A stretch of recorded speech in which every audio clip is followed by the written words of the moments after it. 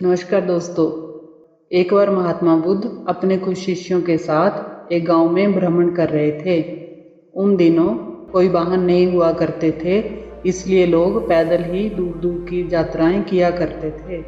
गांव में घूमते घूमते उन्हें काफ़ी देर हो गई थी। महात्मा बुद्ध को काफ़ी प्यास लगी थी। उन्होंने अपने एक शिष्य को गांव से पानी लाने की आज्ञा दी।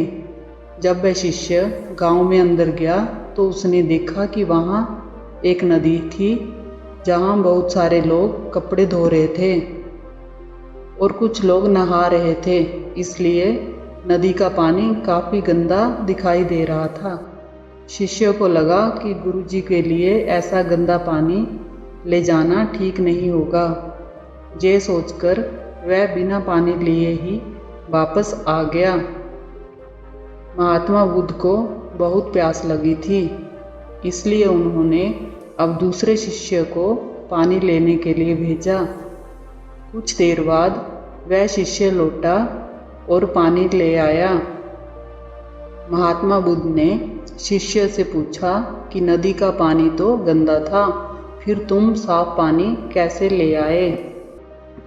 शिष्य बोला कि प्रभु, वहाँ नदी का पानी वास्तव में गंदा था, लेकिन लोगों के जाने के बाद मैंने कुछ देर इंतज़ार किया और कुछ देर बाद मिट्टी नीचे बैठ गई और साफ पानी ऊपर आ गया। महात्मा बुद्ध ये सुनकर बड़े प्रसन्न हुए और उन्होंने बाकी शिष्यों को भी सीख दी कि हमारा ये जो जीवन है वह इस पानी की तरह ही है।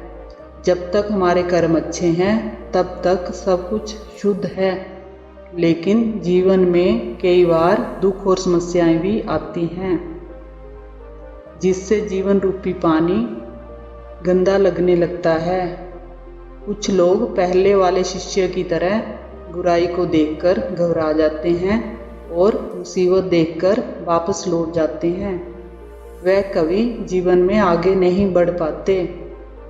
वहीं दूसरी ओर कुछ लोग धैर्यशील होते हैं, वो व्याकुल नहीं होते और कुछ समय बाद गंदगी रूपी समस्याएं और दुख उनके जीवन से अपने आप ही खत्म हो जाते हैं। कहानी की शिक्षा।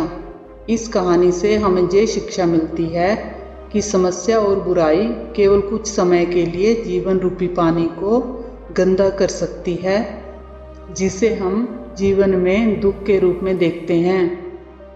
अगर आप धैर्य से काम लेंगे तो बुराई खुद ही कुछ समय के बाद आपका साथ छोड़ देगी और आपको अपना जीवन खुशहाल लगने लगेगा।